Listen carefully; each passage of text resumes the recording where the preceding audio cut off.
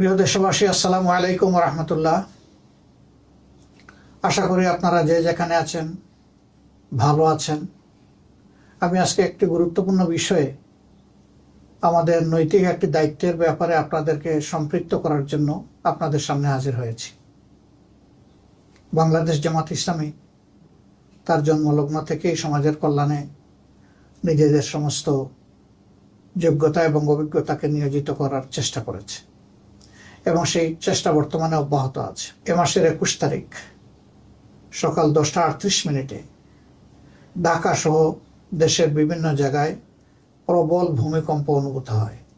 এতে এ পর্যন্ত আমাদের জানা তথ্য অনুযায়ী 10 জন মানুষ দুনিয়া থেকে বিদায় নিয়েছেন বিভিন্নভাবে আহত হয়ে। আমি তাদের আত্মার মাগফিরাত কামনা করছি। আরও অনেকেই আহত হয়েছে।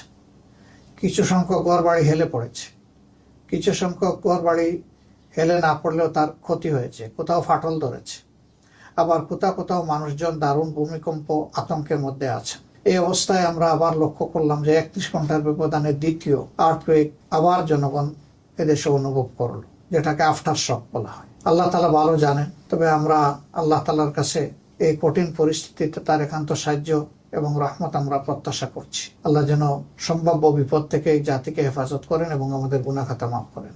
এক্ষেত্রে কৌশলগত সহযোগিতা দেওয়ার জন্য বাংলাদেশ জামাত ইসলামী দক্ষ প্রকৌশলীদের নিয়ে একটি কার্যকর টিম গঠন করেছে এবং এই টিম আগামীকাল থেকে তাদের কার্যক্রম শুরু করবে। আপনাদের এই সংক্রান্ত যে কোনো প্রয়োজনে আপনারা যদি এই টিমকে অবহিত করেন, তারা আপনাদের দরবারে হাজির হয়ে যাবে এবং আপনাদেরকে পর্যাপ্ত ও প্রয়োজনীয় সহযোগিতা দেওয়ার চেষ্টা করবে। কিভাবে কার সাথে সে যোগাযোগটা হবে, গণমাধ্যম এবং সামাজিক মাধ্যমে আমরা তা অতি সত্বর আপনাদেরকে জানিয়ে দেবো ইনশাআল্লাহ।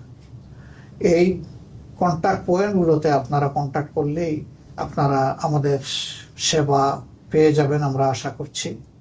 আপনারা যদি আমাদেরকে এই সেবার সুযোগ দেন, আমরা অবশ্যই কৃতজ্ঞ হব এবং আল্লাহর দরবারে শুকরিয়া আদায় করবো যে আমাদের প্রিয় জাতির জন্য আমরা কিছু একটা করতে পারছি। তা আপনাদের সকলের সুস্বাস্থ্য, নিরাপত্তা, কল্যাণ কামনা করে এবং আমাদের সেবা নেওয়ার আহ্বান জানিয়ে আজকের মতো এখানেই বিদায় নিচ্ছি। আসসালামু আলাইকুম রহমতুল্লাহ।